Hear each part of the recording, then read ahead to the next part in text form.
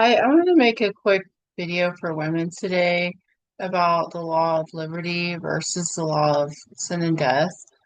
So keep these terms in mind because they're synonymous. Law of liberty, Holy Covenant of Promise, Ten Commandments, Law of God, Tables of Testimony, Spirit, Mercy, Free Woman, Mount Horeb, New Jerusalem, and these are all inside the ark, and they were written by the finger of God. So if you start with me in Deuteronomy 18:15 through 19, it explains that the capital P prophet is your Messiah, and you will be required for not hearing the word God puts in his mouth. And in Acts 3:23, it tells you will be destroyed from among the people for not hearing. In James 2:8 through 13 and Leviticus 19:17, 18, it tells us to fulfill the royal law, which is warning people inside the church of their transgressions. And we are not to judge non-believers outside the church, such as atheists. Remember to fulfill the royal law. We are a spiritual murderer, and we are in agreement with their sin. This is hating our brothers and sisters in our heart. And this is how we receive mercy from Yah and share our talents instead of burying them. In Luke chapter 4:18, he came to preach the Ten Commandments, to heal the captive, the sick, the lame, and blind that is caused by sin. The northern tribes were scattered and went into captivity. So this is your captivity, is the sin. Devils are cast out by the finger of God, which was written. The Ten Commandments were written by the finger of God. And Luke chapter 11, verse 20, it explains that this is the freeing of the captives. So in Romans chapter 8, verses 1 and 2, it explains the law of spirit has made me free from the law of sin and death.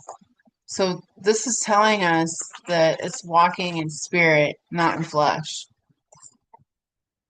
The apostate churches are teaching self-righteousness instead of God's righteousness, which is the keeping of the Ten Commandments, and we cannot be healed inside of an apostate church.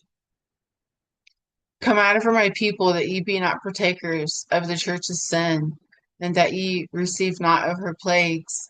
In Acts 3, it tells us to repent in the times of refreshing, which are the glad tidings and the good news. And it tells us that the Messiah blessed them, and us, for that matter, by turning us away from our iniquities. And in Isaiah 28:12, it tells us that iniquity is transgression of the law of God, which is the breaking of the Ten Commandments. In Deuteronomy 7, verses 9 and 10, it tells us to show mercy, which is keeping of the Ten Commandments and teaching others to do so. It's obeying the royal law, which was elevated by Yeshua the Messiah.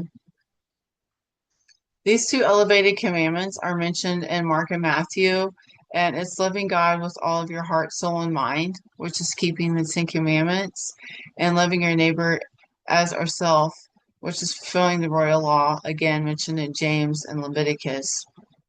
So we're not supposed to rob our neighbor in judgment and hate them in our heart. Revelation 22 says, "Blessed are thee that keeps his commandments." So now I'll jump to the law of sin and death. It has some synonymous words too: sacrificial law, bondwoman, outside the ark, Mount Sinai, Hagar, flesh, 613 ordinances written in the Torah, and the schoolmaster. And these were added outside the ark because of the transgression of the golden calf. So again, in Hosea 6:6, 6:7, it says that he desired mercy, which is the Ten Commandments, not sacrificial law. And Galatians 3:10 tells us that sacrificial law is under a curse. So you're cursed if you do these things. So you're probably wondering who would ever want to put themselves and others under sacrificial law such a burden. Well, this group of presumptuous people are eating, drinking, feasting, calendar chasing, telling men to cut off the tip of their penis with circumcision, Paleo Hebrew speaking. They don't fulfill the royal law. They're proud, covenant breaking, tzitzit wearing people named Ephraim. Isaiah 56 calls them dumb dogs that don't bark, and Ezekiel 34 calls them evil shepherds. And these wicked people are not preaching liberty to the captives. But again, the northern kingdom was scattered and taken captive by the Gentiles. In Jeremiah 22, um, it tells us that Yah never commanded us to do these things, to do these feasts, these sacrifices. We're supposed to be looking for the lost sheep, not feasting. So, the other thing I wanted to bring up is that they're filled with covetousness. And this is mentioned in Hosea 8:11, because they have made many altars to sin, Christmas, Easter, Halloween, many altars will be made unto them to sin. And they're sinning by feasting in a profane land and pushing sacrificial law. Deuteronomy 12:16 clearly tells us we can only keep a feast where he puts his name. And if you go to Daniel chapter 10, you can read that Daniel didn't keep Passover. He fasted the whole Passover. Acts 21, Paul went back to the land to keep the feast. And these people are going to be thrown back into captivity for their disobedience.